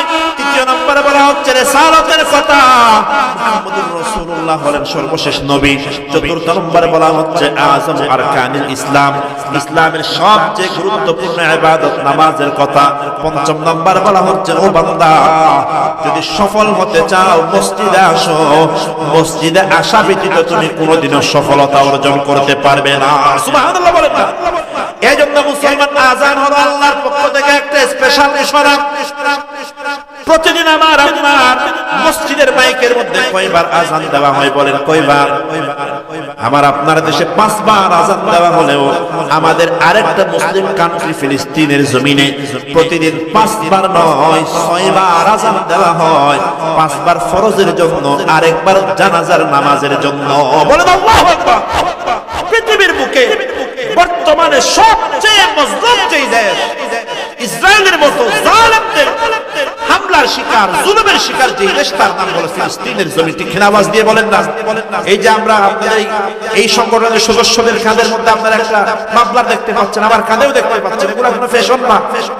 আমরা তো দুর্বল, দুঃখ, আমাদের শক্তি নেই যে ফিলিস্তিনের জমিনে গিয়ে জালেমদের বিরুদ্ধে জিহাদ করব। কিছুই করতে পারি না। কাঁধের মধ্যে একটা মাফলার ঝুলালাম, একটা ফিলিস্তিনের প্রতি ভালোবাসার বহিঃপ্রকাশ। আল্লাহর কাছে আমরা এটা বলতে চাই, আল্লাহ আমি এই সংগঠনের সদস্যরা আমরা দুর্বল হলেও আপনি আল্লাহ তো দুর্বল না, আমরা অক্ষম হলেও আপনি আল্লাহ তো অক্ষম না। আমাদের দুর্বলতা আছে, আল্লাহর কোনো দুর্বলতা আছে? আমাদের অক্ষমতা আছে, আল্লাহর কোনো অক্ষমতা আছে নাকি ভাই? আমরা আল্লাহর কাছে বিচার দেওয়ার জন্য এসেছি। আল্লাহ ফিলিস্তিনের জমিনে প্রতিদিন হাজার হাজার নয় লক্ষ লক্ষ মুসলমানের রক্তে রঞ্জিত হচ্ছে। সারা বিশ্বের মানুষ তামাশা দেখার মতো তাকিয়ে আছে। ইহুদি খ্রিস্টানদের কথা বাদ দেন, আমার মতো আপনার মতো মুসলমানরাও তামাশা দেখার মতো কাজ করে যাচ্ছে, দেখতেই আছি। হাসপাতালের মধ্যে বোমা বর্ষণ করে হাজার হাজার শিশুকে হত্যা করা হচ্ছে। কিয়ামতের দিন না জানি ওই ফিলিস্তিনের সন্তানেরা আমার আপনার কলার ধরে আল্লাহর কাছে কি নালিশ দিবে। আল্লাহ বাংলাদেশের মুসলমানেরা আমাদের সাহায্যে দাঁড়াই নাই, আমরা কিছুই তো করতে পারবো না। আল্লাহর কাছে বলবো আল্লাহ কিছুই করতে পারি নাই। তাদের জন্য 5 ওয়াক্ত নামাজের পরে দোয়া করেছি, তাদের জন্য আমাদের সামর্থ্য অনুযায়ী তাদের পক্ষে সমর্থন আমরা জানিয়েছি। তাহলে মুসলমান বলছিলাম 5 ওয়াক্ত ফরজের আযান দেওয়া হয়। এই আযান হলো ইযা যুকিরাল্লাহ, আল্লাহর যখন স্মরণ করা হবে তাদের অন্তরে আল্লাহর ভয় জাগ্রত হতে হবে। বলেন আযান যখন শুনবো আমাদের অন্তরে আল্লাহর ভয় জাগ্রত হওয়া লাগবে। ঠিক কিনা আওয়াজ দিয়ে বলেন। এজন্য উলামায়ে কেরাম বলেন আযান হলো এমন একটা শব্দ, আপনি যখন রাস্তা দিয়ে হাঁটে যাবেন, ও যুবক ভাই, ও মুরব্বি, দোকানের মধ্যে বসে আছেন, রাস্তা দিয়ে হেঁটে যাচ্ছেন, এমন সময় হঠাৎ করে আপনাদের জামে মসজিদের মাইক থেকে আযানের আওয়াজটা গেল। আপনি যদি সত্যিকার ইমানদার হয়ে থাকেন, আযানের আওয়াজ শোনার পর আপনার মধ্যে পরিবর্তন আসতে হবে। আযানের আওয়াজ শোনার পর আপনার কাজ বন্ধ হয়ে যেতে হবে। আপনি দোকানদার হলে দোকান বন্ধ করে মসজিদে চলে আসতে হবে। ড্রাইভার হলে গাড়ি বন্ধ করে মসজিদের মধ্যে আসতে হবে। কৃষক হলে কৃষিকাজ বন্ধ করে মসজিদে আসতে হবে। মহিলা মা বোন হলে আপনার কাজকর্মে স্টপ করে নামাজের মধ্যে দাঁড়াইতে হবে। কারণ মসজিদের মাইক থেকে যে আওয়াজটা আমার কানের মধ্যে আসে, এটা তো মূলত মুয়াজ্জিনের আওয়াজ না, এটা তো মূলত রব্বুল আলামিনের কুদরতি আওয়াজ। বলেন সুবহানাল্লাহ। আমি আপনাদের সামনে সংক্ষিপ্ত একটা ঘটনা বলে শেষ করে দেব। চার মাযহাবের এক মাযহাব হাম্বলি মাযহাব। হাম্বলি মাযহাবের ইমামের নাম হলো ইমাম আহমদ ইবনে হাম্বল রাহমাতুল্লাহি আলাইহি। দুনিয়ার বুকে এক বিখ্যাত এক ইমাম, বিশাল একটা কিতাব লিখেছেন মুসনাদুল আহমদ ইবনে হাম্বল রাহমাতুল্লাহি আলাইহি। চাকমারকুল মাদ্রাসার লাইব্রেরিতে যাবেন, কুতুবখানার মধ্যে যাবেন, 52 খণ্ডের বিশাল একটা হাদিসের কিতাব, 40,000-এর মতো হাদিস তিনি এই কিতাবের মধ্যে একত্রিত করেছেন। আল্লাহর বান্দা দিনের বেলা ছাত্রদেরকে হাদিসের দরস দিতেন, রাতের বেলা তাহাজ্জুদের নামাজ পড়তেন। এত বড় একজন ইমাম ছিলেন, হাদিসের দরস যেমন দিতেন, ছাত্রদেরকে যেমন পড়াতেন, ওই জামানার জালেম বাদশার বিরুদ্ধে তিনি হক কথা বলতে বিন্দু পরিমাণ ভয় পেতেন না। ইমাম আহমদের একটা ঘটনা আমি আপনাদেরকে শোনাই।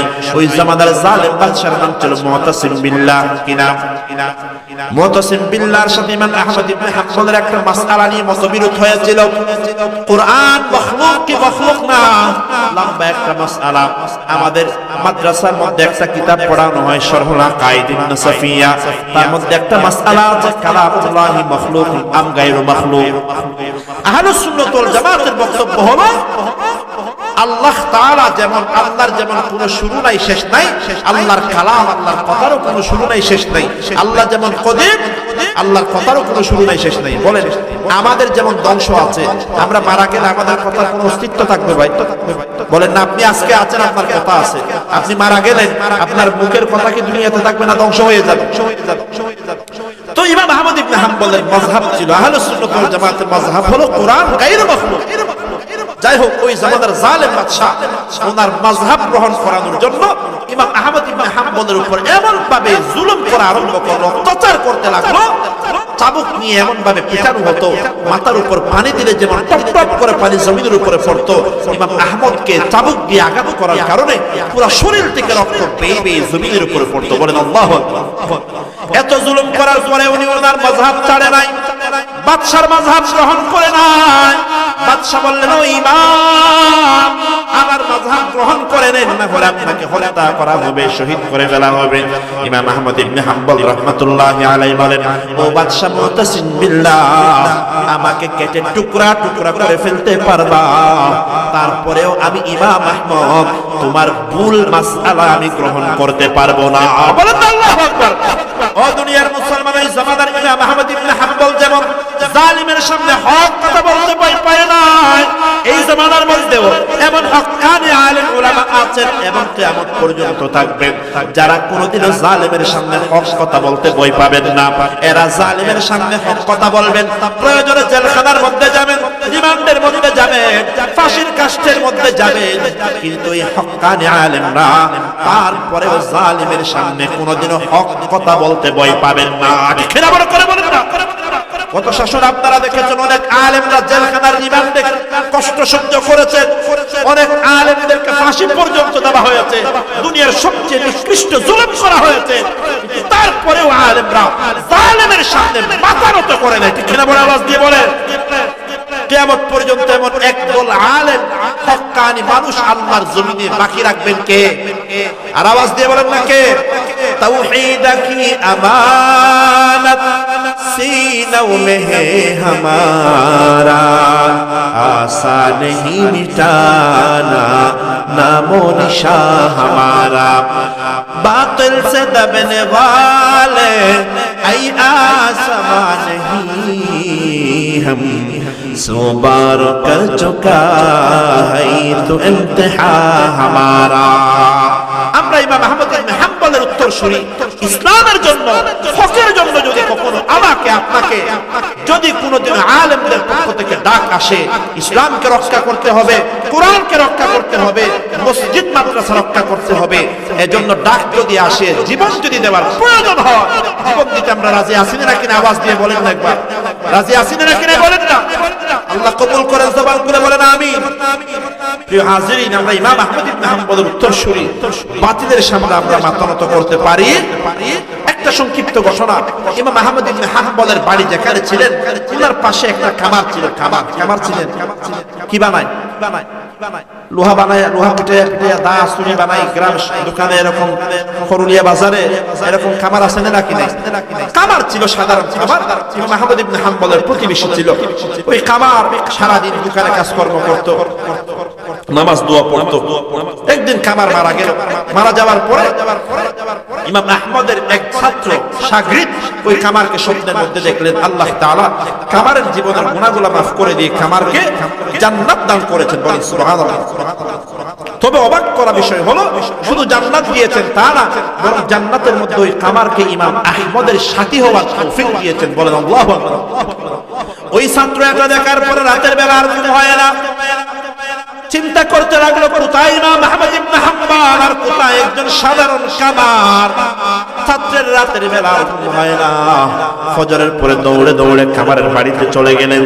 যাওয়ার পরে কামারের স্ত্রীকে বললেন, ও কামারের স্ত্রী, আমি রাতের বেলা স্বপ্নের মধ্যে দেখেছি আল্লাহ তাআলা তোমার স্বামীকে ক্ষমা করে জান্নাত দান করে দিয়ে ইমাম আহমদের সাথী হওয়ার তৌফিক দান করে দিয়েছে। ও কামারের স্ত্রী, তুমি আমাকে একটু বলো তোমার স্বামী দুনিয়াতে এমন কি গোপন আমল করতেন, এমন কি স্পেশাল আমল তোমার স্বামী করতেন যার কারণে আল্লাহ তাআলা তোমার স্বামীকে জান্নাতের মধ্যে এত উচ্চ মর্যাদা দান করেছেন? এই প্রশ্ন করার পরে কামারের স্ত্রী অনেক চিন্তা ভাবনা করেও কিছুই বলতে পারে না। তারপর অনেকক্ষণ চিন্তা ভাবনা করার পরে কামারের স্ত্রী ডাক দিয়ে বললেন, আমার মনে হয় আমার স্বামীর দুইটা গোপন আমলের কথা মনে হয় আমি জানি। এক নাম্বার, আমার স্বামীর গোপন স্পেশাল আমল ছিল আমি আমার স্বামীকে দেখতাম দিনের বেলা কাজকর্ম করার সময় যখন লোহা পিটাইয়া দা বানাতেন, ছুরি বানাতেন, অনেক সময় আমার স্বামী লোহাটা মাথার উপর তুলেছেন। মাথার উপরে তোলার পরে সামনের দিকে যখন নিয়ে যাবেন এমন সময় হঠাৎ করে মসজিদের মাইক থেকে আজানের আওয়াজ ভেসে আছে, আল্লাহু আকবার, আল্লাহু আকবার। আমি আমার স্বামীকে দেখতাম আজানের আওয়াজ আসার পর লোহাটার আর সামনের দিকে নিতেন না, বরং লোহাটারে পিছনের দিকে নিক্ষেপ করে কাপড় নিয়ে মসজিদের দিকে রওনা হয়ে যেতেন। সুবহানাল্লাহ বলেন। আমি আমার স্বামীকে প্রশ্ন করলাম, কি আমার স্বামী? ও আমার প্রাণের স্বামী, আজানের আধা ঘন্টা পরে 20 মিনিট পরে তো জামাত হয়, আপনি চাইলে তো কাজটা সম্পন্ন করে নামাজ পড়তে যাইতে পারতেন, এত তাড়াহুড়া করে যাওয়ার দরকার কি? এই প্রশ্ন করার পরে আমার স্ত্রী আমাকে ডাক দিয়ে বললেন, আমার স্বামী আমাকে বললেন, ও আমার আদরের স্ত্রী, আমি তোমাকে একটা প্রশ্ন করতে চাই। আমি যদি ঘরের মধ্যে থাকি এমন সময় এলাকার মেম্বার চেয়ারম্যান যদি আমার বাইরে থেকে ডাক দেয়, আমি তো তার ডাকে সাড়া অবশ্যই দেব। চিন্তা করেন, দেশের প্রেসিডেন্ট যদি আমার ঘরের বাইরে থেকে ডাক দেয়, আপনার ঘরের বাইরে থেকে ডাক দেয়, আপনি প্রেসিডেন্টের ডাকে সাড়া দিবেন কিনা বলেন? আপনার ঘরের বাইরে থেকে প্রধানমন্ত্রী এসে ডাক দিল, ও আব্দুল্লাহ, আপনি প্রধানমন্ত্রীর ডাক শুনে প্রধানমন্ত্রীর ডাকে সাড়া দিতে দেরি করবেন নাকি তাড়াতাড়ি বের হয়ে যাবেন?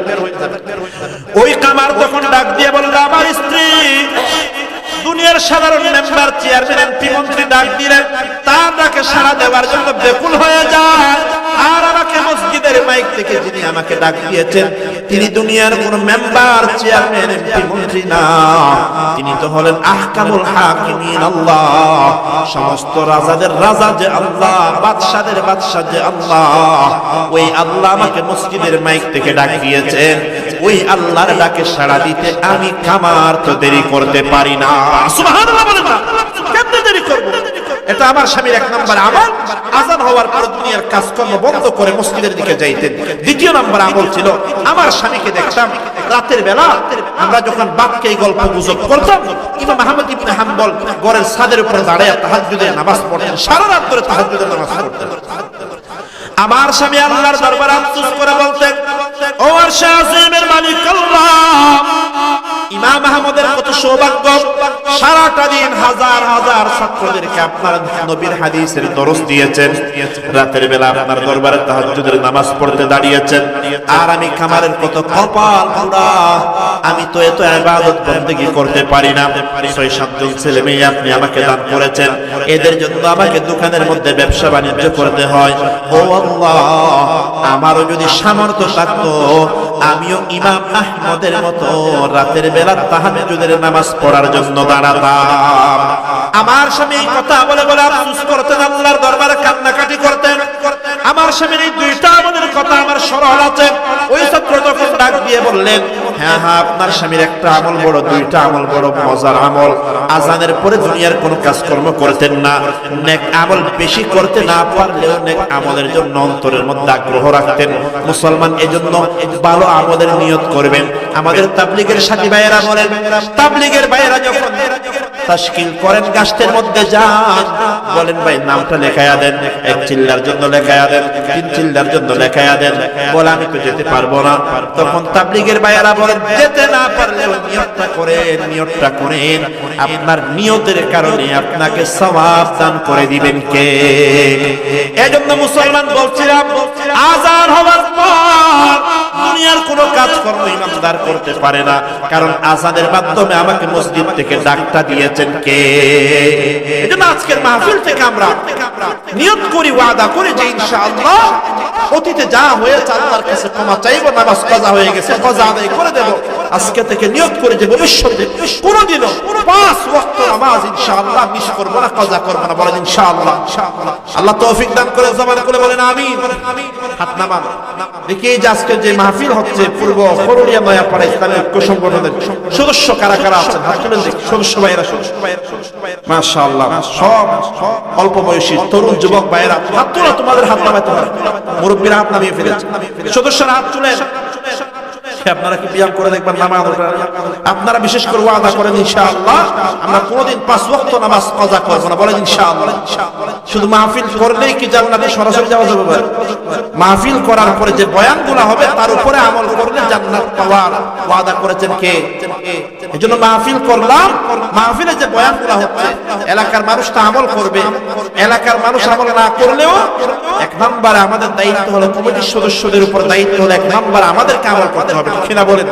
এই মাহফিলের জন্য আপনারা মাসের পর মাস আপনারা এত মেহনত করেছেন, কষ্ট করেছেন, পরিশ্রম করেছেন। আমল না করলে মাহফিলের সময়টা তো নষ্ট হয়ে যাবে। এজন্য ইনশাআল্লাহ আমরা বিশেষ এলাকাবাসী সবাই, বিশেষ করে কমিটির সকল সদস্য ভাইয়েরা আজকে থেকে ইনশাআল্লাহ 5 ওয়াক্ত নামাজ কাজা করব না। বলেন ইনশাআল্লাহ। আল্লাহ তৌফিক দান করেন, জবান খুলে বলেন আমিন। আমি বলেছিলাম 5টা গুণের কথা, একটা বলতে বলতে সময় শেষ।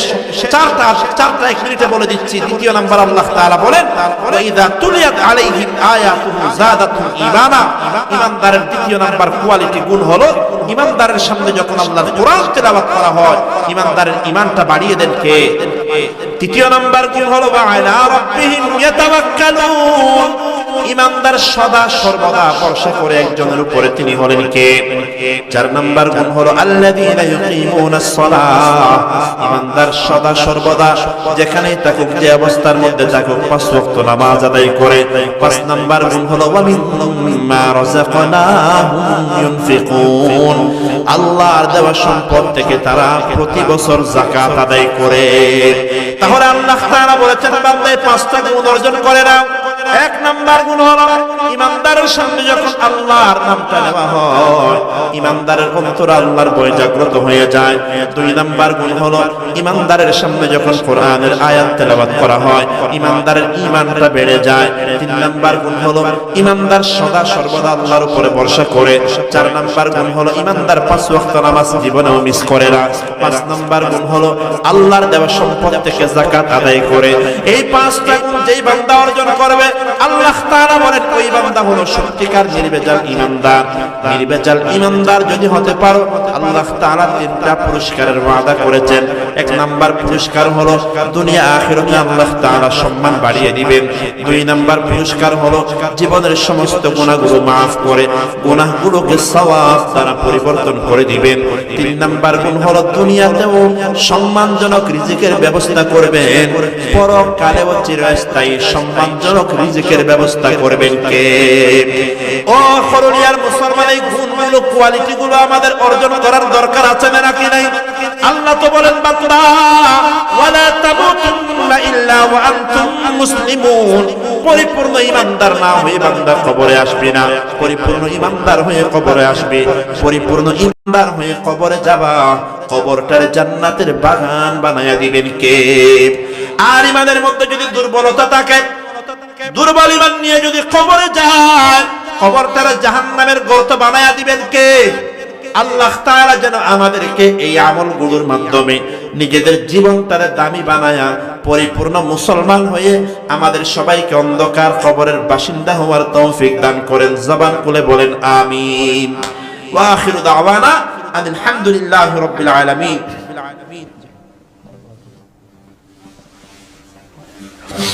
আমরা সবাই একটু দরুদ শরীফ পড়ি। আল্লাহুম্মা সাল্লি আলা মুহাম্মদ ওয়া আলা আলি মুহাম্মদ কামা সাল্লাইতা আলা ইব্রাহিম ওয়া আলা আলি ইব্রাহিম ইন্নাকা হামিদুম মাজিদ। আল্লাহুম্মা বারিক আলা মুহাম্মাদিন ওয়া আলা আলি মুহাম্মদ কামা বারাকতা আলা ইব্রাহিম ওয়া আলা আলি ইব্রাহিম ইন্নাকা হামিদুম মাজিদ। اللهم آمين. ربنا ظلمنا أنفسنا وإن لم تغفر لنا وترحمنا لنكونن من الخاسرين. ربنا آتنا في الدنيا حسنة وفي الآخرة حسنة وقنا عذاب النار. يا الله يا غفور رحيم يا رحمن الرحيم يا راحم المساكين. আল্লাহ আমরা কতগুলো গুনাহগার বান্দা আপনার শাহী দরবারে হাত উঠালাম। আল্লাহ দয়া করে মায়া করে আমাদের সকলের জীবনের সমস্ত গুনাহ খাতাগুলো মাফ করে দেন আল্লাহ। ইয়া আল্লাহ সগীরা গুনাহ কবিরা গুনাহ শিরক গুনাহ বিদআতের গুনাহ জানা গুনাহ ছোট গুনাহ বড় গুনাহ আল্লাহ চোখের গুনাহ হাতের গুনাহ পায়ের গুনাহ যত গুনাহ করেছে মালিক সকল প্রকার গুনাহ থেকে আপনার দরবারে তওবা করলাম। তওবা কবুল করে জীবনের সমস্ত গুনাহ খাতাগুলো মাফ করে দেন আল্লাহ। ইয়া আল্লাহ আমরা যারা হাত তুলেছি আল্লাহ আমাদের অনেকের মা বাবা অন্ধকার কবরে শুয়ে আছেন আল্লাহ, জানি না কবরে কোন অবস্থার মধ্যে আছেন। আল্লাহ দয়া করে মায়া করে সকলের মা বাবার কবরকে জান্নাতুল ফিরদাউসের বাগান বানায়া দেন আল্লাহ। ইয়া আল্লাহ মা বাবার কবরের সাথে জান্নাতের সাথে কানেকশন তৈরি করে দেন আল্লাহ। সবাই মুহাব্বত নিয়ে পড়ি রব্বিরহামহুমা কামা রাব্বায়ানি সগীরা। রব্বিরহামহুমা কামা রাব্বায়ানি সগীরা। খিদমতে মা در پہ در کن اختیار تاکہ باشی درد عالم بختیار. خدمت ماں در پہ در کن صبح شام تاکہ باشی درد عالم میں کو نام. یا اللہ পূর্ব খরুলিয়া নয়াপাড়া ইসলামী ঐক্য সংগঠনের ভাইয়েরা রাত দিন পরিশ্রম করা আল্লাহ আজকের যে ইসলামী সম্মেলনের আয়োজন করেছেন আল্লাহ দয়া করে মায়া করে অত্র ইসলামী সম্মেলনকে আপনি কবুল এবং মঞ্জুর করে নেন আল্লাহ। ইয়া আল্লাহ অত্র সংগঠনের সকল সদস্যদেরকে আপনি কবুল করে নেন আল্লাহ। সংগঠনের সভাপতি সেক্রেটারি কেশিয়ার সহ আল্লাহ সকল সদস্য ভাইয়েরা যারা মেহনত করেছেন পরিশ্রম করেছেন আল্লাহ দয়া করে মায়া করে সকল সদস্যদেরকে ইসলামের খাদেম হিসেবে কবুল করে নেন আল্লাহ।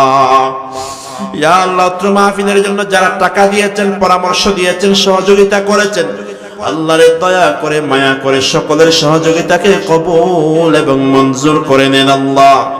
ইয়া আল্লাহ আপনার বান্দারা গভীর রাত পর্যন্ত বসে আছেন আল্লাহ, এত ঠান্ডার মধ্যে কষ্ট করে বসে আছেন আল্লাহরে দুনিয়ার কোন স্বার্থের জন্য না, দুনিয়ার কোন লাভের জন্য না, দুনিয়ার কোন লোভের জন্য না, একমাত্র আপনি আল্লাহকে খুশি করার জন্য এত কষ্ট করে বসে আছেন আল্লাহ। যে বান্দারা এত কষ্ট করে এত দীর্ঘ রাত পর্যন্ত বসে আছেন তাদের একজনকেও খালি হাতে ফিরাইয়া দিয়েন না আল্লাহ।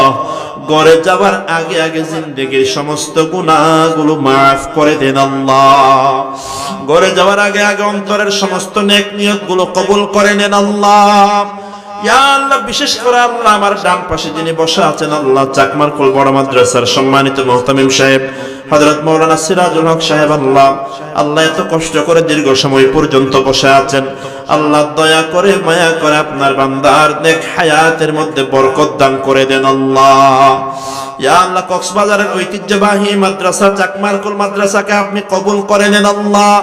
ইয়া আল্লাহ, মাদ্রাসার দিন দিন উন্নতি তরক্কি দান করে দেন আল্লাহ।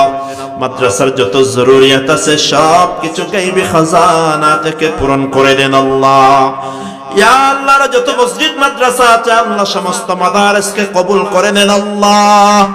ইয়া আল্লাহ, পাশে একটা বিশাল মসজিদ মাদ্রাসা দেখা যাচ্ছে, আল্লাহ মেহেরবানি করে এই মসজিদটাকে মুসল্লি দিয়ে ভরপুর করে দেন আল্লাহ। ইয়া আল্লাহ, এলাকার মধ্যে যত অসুস্থ আল্লাহর বান্দারা আছেন দয়া করে মায়া করে সবাইকে শিফায়ে কামেলা আজলা কুল্লিয়া নসিব করে দেন আল্লাহ। যারা অভাবের মধ্যে আছেন তাদের অভাব অনটন দূর করে দেন আল্লাহ। যারা ব্যবসায়ী আছেন তাদের ব্যবসার মধ্যে বরকত দান করে দেন আল্লাহ। যারা চাকরিজীবী আছেন, কৃষক আছেন, সকলের হালাল পেশার মধ্যে বরকতের ফয়সালা করে দেন আল্লাহ। ইয়া আল্লাহ, অনেক ভাইরা আমাদের কাছে দোয়া চেয়েছেন, তাদের দোয়াগুলো কবুল করে দেন আল্লাহ। বিশেষ করে প্রবাসী ভাই বোনেরা, আল্লাহ প্রবাসের জীবনে এত কষ্ট করে মেহনত করে যে টাকা উপার্জন করেন ওই টাকা থেকে মাহফিলের জন্য দান করেছেন, আল্লাহ প্রবাসী ভাই বোনদের ইনকামের মধ্যে বরকত দান করে দেন আল্লাহ। আবার সুস্থভাবে নিজের মা বাবার কোলে ফেরত আসার তৌফিক নসিব করে দেন আল্লাহ। ইয়া আল্লাহ, সারা দুনিয়ার মুসলমানদের ঈমান আমলের হেফাজত করেন আল্লাহ। ফিলিস্তিনের মুসলমানদেরকে জালেমদের হাত থেকে হেফাজত করেন আল্লাহ। বাইতুল মুকদ্দাসকে ইহুদিদের হাত থেকে হেফাজত করেন আল্লাহ।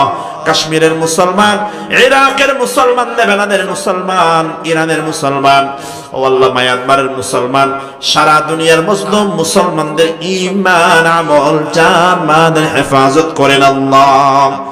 ইয়া আল্লাহ, আমাদের বাংলাদেশটাকে আপনি একটা সমৃদ্ধ সুন্দর দেশ বানায়া দেন আল্লাহ। আমাদের দেশটাকে ইসলামের জন্য কবুল করে নেন আল্লাহ। দেশের যত আলেম উলামা আছেন আল্লাহ সমস্ত আলেমদেরকে এক হওয়ার তৌফিক নসিব করে দেন আল্লাহ। আল্লাহ রে, আমাদের অন্তরের সমস্ত নেক নিয়তগুলো কবুল এবং মঞ্জুর করে নেন আল্লাহ। পর্দার আড়ালে মা বোনেরা হাত তুলেছেন, মা বোনদের হাতকে কবুল করে নেন আল্লাহ। মা বোনদেরকে দিনদার পরহেজগার পর্দানশীল বানায়া দেন আল্লাহ। যাদের মনে যত নেক নিয়ত আছে সমস্ত নেক নিয়তগুলো কবুল এবং মঞ্জুর করে নেন আল্লাহ।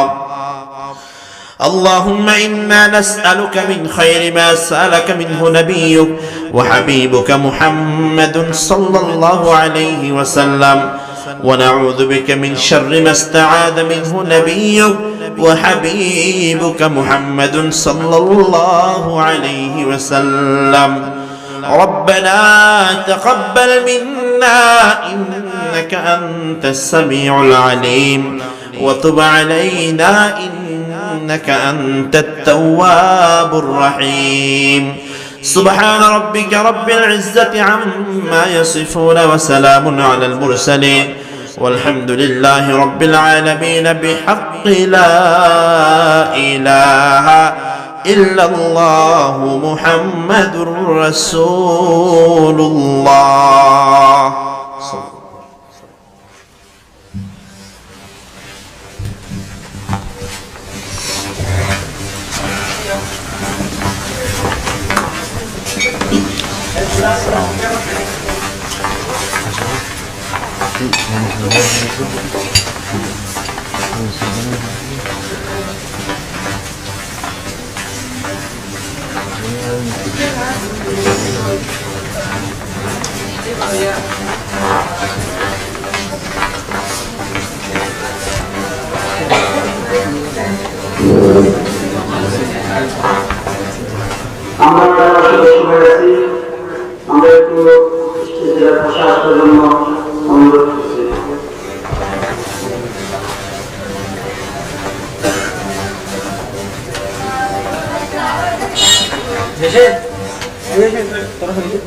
তোরা হয়ে গেছে